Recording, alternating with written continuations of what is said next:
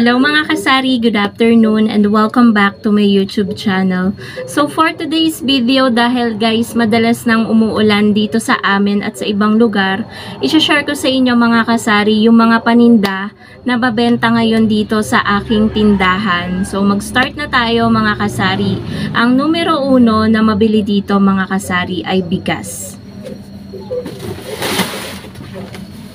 Ayan, ang bigas. Ito guys, hindi tumatagal yung isang sako sa amin ng 1 week. Mga ilang araw lang. Nagtataka nga ako, minsan nga sa isang araw dati, nung tag-araw, wala masyadong bumibili sa akin ng bigas. Pero nitong tag-ulan, maraming bumibili ngayon guys ng bigas at nauubos agad. Actually, dapat nga mamili na ulit kami ng bigas dahil siguro mga 5 kilo na lang tong natitira dito. So, kakabili lang namin nung isang araw. Bibili ulit kami ngayon. So, meron din kasi akong mga nadagdag na customer sa bigas na hindi sa akin bumibili noon. So, sabi niya may nabilihan daw siya na hindi masarap kapag isinaing para daw may halo. So, sabi niya, masarap daw itong tinitinda kong bigas. Nakakabili din daw siya ng ganito. Kaninang umaga niya lang sinabi. Sa Silang pa. Pero yun, dahil malayo, dito siya bumibili sa akin. Kahit pa kilo-kilo, 5 kilo, 3 kilo, 2 kilo, 1 kilo yung binibili niya. Pero araw-araw po siyang bumibili mga kasari. Kaya ang bilis maubos ng aking bigas dito. By the way, yung bigas pala guys, hindi steady yung presyo niya. Pansin ko medyo tumataas ngayon guys. Ng pa 10-10 piso yung presyo ng bigas. Kaya siguro baka hindi matupad yung 20 pesos per kilo ang bigas. Wait lang guys, may tao dito sa harap. Ayan, may tao lang dito guys sa harap kanina. Kaya medyo huminto ako. Pangalawa na mabili dito, ngayon tag-ulan guys, is yung noodles natin. Mapapansit canton, Lucky Me beef, chicken, spicy labuyo beef, tsaka ramen. May naghahanap po niyan. So, kapag may noodles guys, mabili din ang tuyo natin. Yung tuyo natin guys, no nakaraan, hindi siya gumagalaw. Pero nitong mga ilang araw na, ayan, ubos na yung ating tuyo na lawlaw. Ang natira na lang ay dilis, tsaka yung daing na maliliit. Yun na lang guys yung natitira dito. Mabili siya guys, kapartner ng noodles kasi ng Lucky Me beef at chicken is tuyo. Tapos pansit canton guys, mabili din ang pansit canton. Ang flavor na mabili dito guys ay chili mansi, calamansi, tsaka extra hot. Yun po yung mabili dito sa store. Pangatlo naman po na mabenta mga kasari is yung ating delata. Halos kapag namimili po kami ni partner, ayan po, yung mga delata natin dyan sa likuran. Lagi pong lagas yan, laging may bakante. So, ang mabili po sa akin na na delata is Century Tuna Flakes in Oil, San Marino na pula, Argentina corned beef, meatloaf, 555 tuna na apritada. Yan po yung mga mabibili sa akin. At sa sardinas naman po, mega sardines po ang mabili tsaka ligo. Ang 555, madalang pong may maghanap. Pero, nire-recommend ko yun. Masarap guys ang 555 dahil hindi siya malansa. Mas malansa pa nga ang ligo eh. Kapag try nyo guys, pag i-compare, mas masarap ang lasa ng 555. Pero sa 555, ang mabili po sa akin is yung green. Green po. Pag may bumibili sa akin, 555 yung inaabot ko. Kasi wala naman silang specific brand na sinasabi. Basta kapag may bibili dito, pabili nga ng sardinas, yung kulay green, yung hindi maanghang.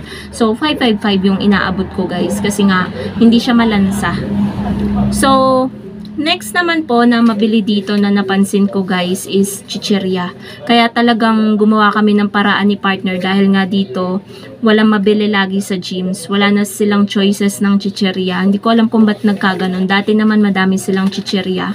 So, gumawa talaga kami ng paraan ni partner na makabili. Nung last punta namin sa Manggahan, nag-pure gold kami. So, bumili kami ng maraming chichirya. Kaya ang dami ko ngayon guys chichirya dyan. Ayan, mga naka-stapler pa yung chichirya natin. Meron pa din dito. At nung nakaraan, meron din akong display sa labas ng tindahan na chichirya kasi nga hindi nakasya dito. Apaw na. Kaya in-stapler ko siya. Kaya guys, ayun, bumili ako ng maraming choices kasi nga, ang daming naghahanap ng iba't ibang klase ng chicherya. Wala namang choices dito sa mga pinamimilihan ko, kaya nagtry kaming magbili sa Pure Gold. At ayun nga, natutuwa akong dumampot sa Pure Gold kasi ang daming choices. So ayun guys, chicherya kasi 'di ba nakaka-bored kapag maulan. So ang ginagawa ng tao kapag nasa loob ng bahay at maulan, kumakain, nanonood ng Netflix, ganyan, nag-snacks, ganyan. Kaya mabili guys ang chicherya. Next po, pansin ko po dito mga kasari, yung frozen natin na hotdog at tocino. Sobrang fast moving po talaga siya. Lagi po kami kapag umaalis, tocino, hotdog, yun po yung binibili namin. Ang mabili po dito yung bossing na jumbo, tsaka yung TJ na maliit. Yun po yung mabili dito na frozen. Dumaan yung pamangkin ko, akala ko bibili. Nakatingin kasi sa tindahan. So, hotdog at tocino kasi mabili din siya guys sa mga bata. Yung mga pambaon sa school. Katulad kanina, nagbubukas pa lang ako ng tindahan. May bumibili na ng ng 4 na hotdog. Buena mano pa nga mga kasari, dala niya 50 pesos lang. 13 pesos yung hotdog na jumbo. 4 yung binili niya, 52 pesos. So sabi ko, ibalik niya kaagad kasi buena mano ko siya. Pinagbigyan ko guys dahil yung bata, malayo pa yung bahay, sa gubat pa yung bahay, sa pulo pa. Pandala siya parang tinanghali na ng gising, ganon, papasok pa sa school. Pero ayun, akala ko sabi-sabi niya lang yung ibabalik niya agad, pero bumalik naman din agad kahit malayo yung bahay. Kahit nasa maputik pa yung daanan nila, bumalik agad para nga, sabi ko kasi buena mano. So, ang sumunod naman guys na fast moving dito guys sa tindahan is alak at sigarilyo. Pinagsama ko na yon mga kasari. Alak, ang mabili dito is Red Horse na maliit, 4 at Chinbilog. So ngayon po kasi mga kasari, madaming bumibili talaga sa akin. Mostly mga construction worker kasi nalalaman nila na mura yung bentahan ko ng alak kaysa sa iba dito. Meron kasi guys, last time, may bit-bit na alak bumibili sa akin. Tinanong niya kung magkano dito yung bit-bit niya. Sabi niya, ay, dapat pala dito na ako nakabili, mas mura pala dito. Nagtaka din ako guys sa presyo ng alak na sinabi niya kasi sobrang taas talaga guys. Ang laki ng difference ng presyohan namin. Kaya ayun, dito na sila bumibili lagi ng alak.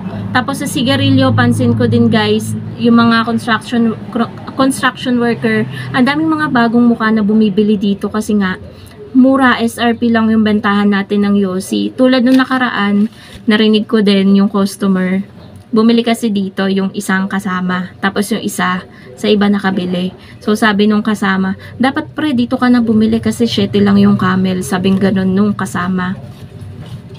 Wait lang guys. Ayan, may dumaan lang. So, ayun, kaya mabili dito guys ang alak at sigarilyo. Siguro dahil na rin sa pagpipresyo natin.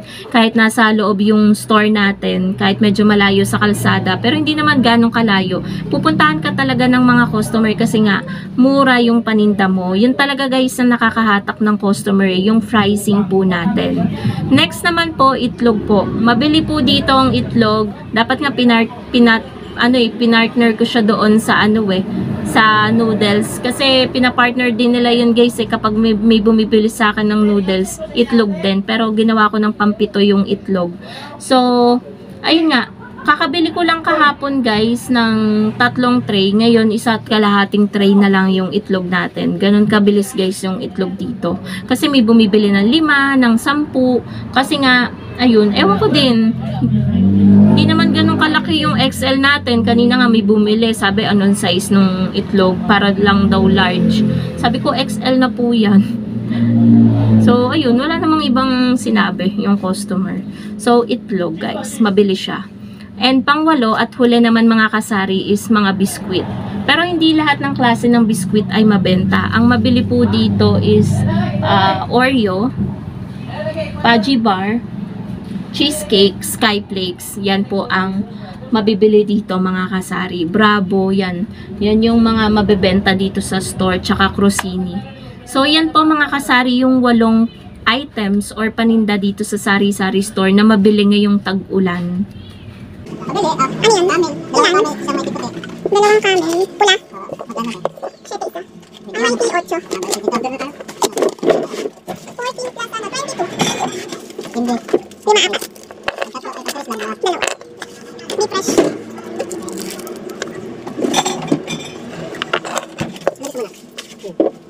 So, ayun guys. Ano gusto mo? May bumili. At yun nga, sabi ko sa inyo, may nakatambay dito sa kabilang tindahan. May sigarilyo din naman sila na tinda. Pero siguro ubos na or medyo namamahalan sila dito bumili ng sigarilyo. May ibang tinatambayan sila na store. So, yan yung sinasabi ko sa inyo guys na, ayun, mura yung bentahan natin ng sigarilyo. Pupuntahan talaga tayo ng mga customer dahil nga SRP lang yung bentahan natin. So, ayun guys, yan po yung 8 na mabiling items or paninda dito sa Sari-Sari Store ngayong tag-ulan dito sa aming tindahan. So, yun guys, dito ko na rin tatapusin ang aking vlog. Thank you so much for watching and happy selling po sa inyong lahat. Bye guys!